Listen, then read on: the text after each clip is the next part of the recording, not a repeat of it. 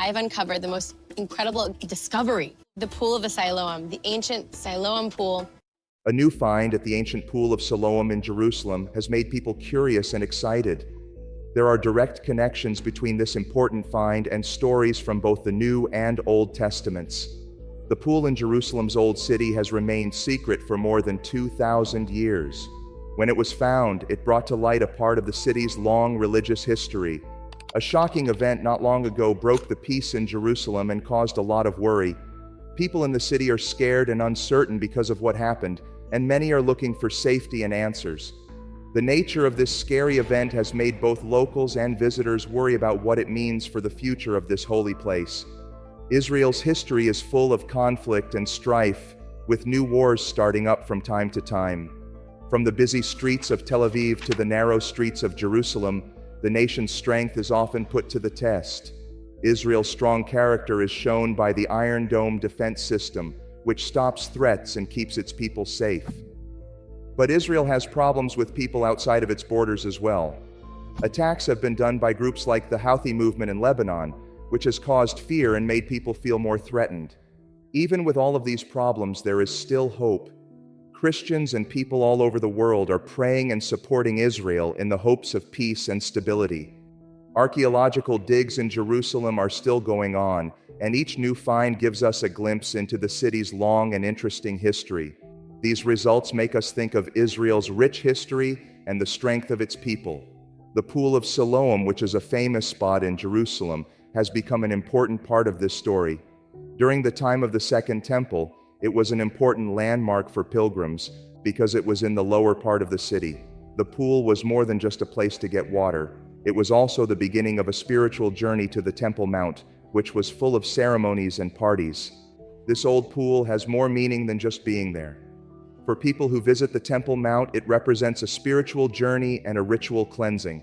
The Pool of Siloam got a lot better during King Hezekiah's rule, which made it even more important to the religious and cultural life of Jerusalem. In the past, Hezekiah, who was king of Jerusalem, worked on a huge project to keep enemies away from the Gihon Spring, which was the city's water source.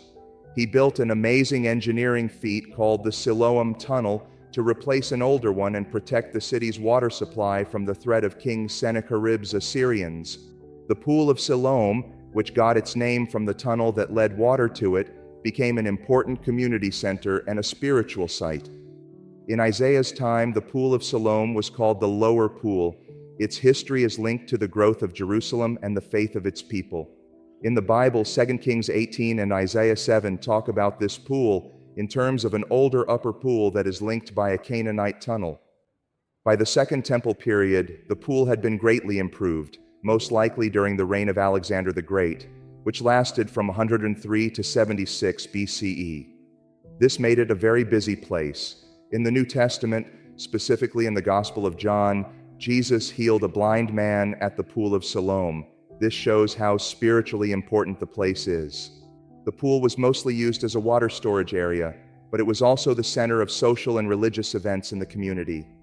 Even though it wasn't as big as a traditional mikvah, it may have been used for ritual cleansing. According to records from Roman and Byzantine times, Emperor Hadrian built a shrine to 4 nymphs around the year 135 CE. It's not clear if this shrine was built where the Pool of Siloam was, but it does show how the area's architecture continued to change during the Byzantine era. Later, when Empress Alia Eudoxia was in charge, a lot of work went into building a reservoir near Hezekiah's tunnel. This new lake was different from the old Pool of Siloam, and it reflected the spiritual and architectural history of the time of the Second Temple.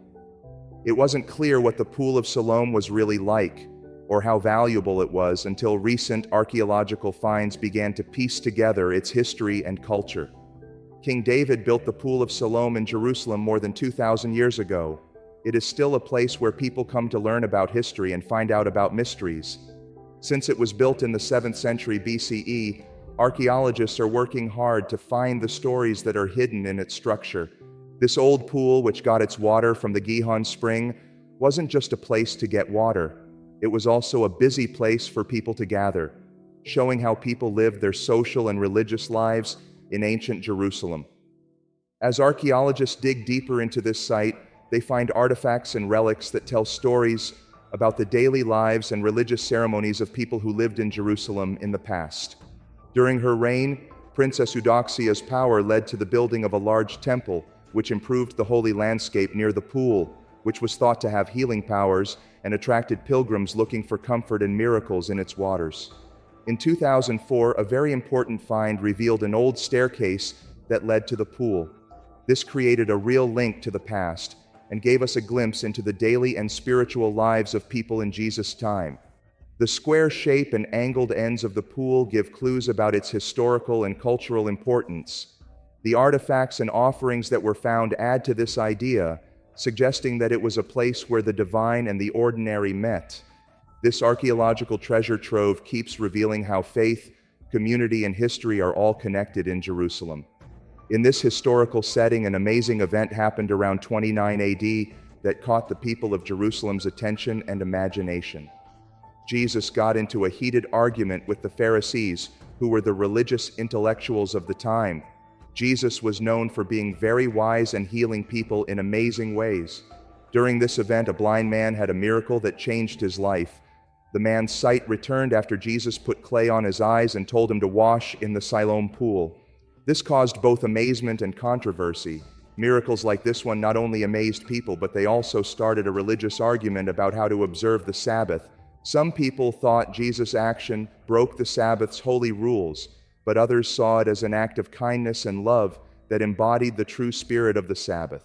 Because of this event, scholars dug deeper into religious texts and rethought what the Sabbath really meant and how it related to acts of kindness and freedom. So the healing at the Siloam Pool became a center for rethinking traditional beliefs. It showed how established norms and the transformative power of faith and empathy work together in a complex way. In the middle of Old Jerusalem is the Pool of Bethesda, a place that is shrouded in divine mystery and full of stories of miracles. People who want to heal and be forgiven come to this pool, which is different from the Pool of Siloam, but also full of spiritual stories. The Bible's Gospel of John tells the story of the Pool of Bethesda. It shows how faith can change the lives of those who are desperate and suffering. The Pool of Bethesda, which was surrounded by 5 porticos, was a busy hub of hope and human connection. Sick and tired people came to pray that the angel-stirred waters would make them well. In this lively scene, the moving story of a man who had been sick for 38 years and met Jesus at this pool, which led to his miraculous recovery, is told in John 5:1-9.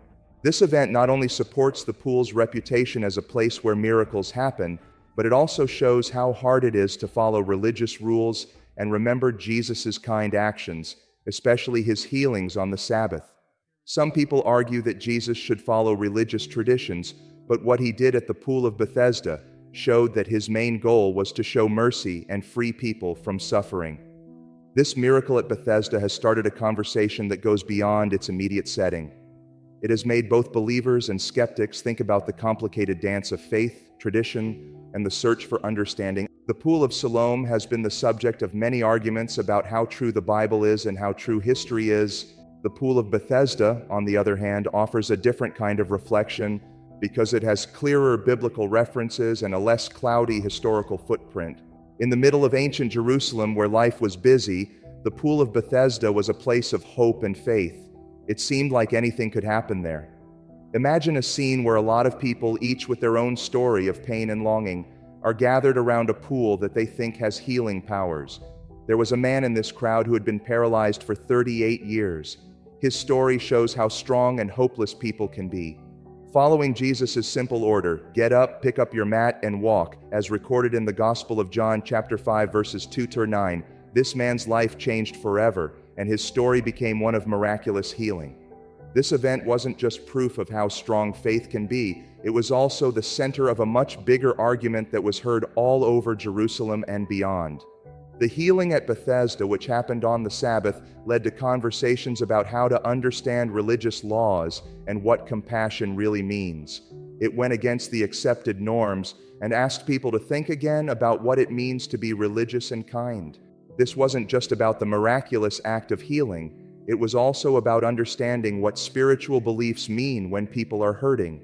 But Jerusalem's mysteries go beyond the holy pools. A palace from the First Temple period, which took place around the 8th or 7th century BCE, was recently found. This adds to the city's rich history. This palace, which is close to the city of David and may have been home to Judean kings or nobles in the past, gives us a glimpse into a time of greatness and chaos. Archaeological finds, such as stone capitals with intricate carvings and the remains of a royal building, give us a glimpse into the period's sophistication and artistic skill. These artifacts, especially the column capitals that were found at the site, have historical value. Their designs have been passed down through the years and have even been used to inspire the design of modern Israeli 5-shekel coins. Every new find at this site not only helps us learn more about Jerusalem's history, but it also starts a conversation between history and myth, faith and skepticism.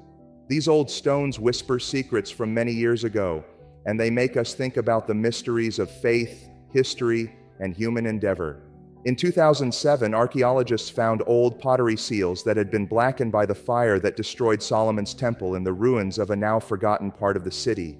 The names on these seals were written in Hebrew as Yukol ben Sheliah and Allahu ben Passer, which is similar to how King Zedekiah was angry with the prophet Jeremiah in the Bible. The link between these seals and the story of David's palace during King Zedekiah's rule makes Jerusalem's history even more mysterious and interesting.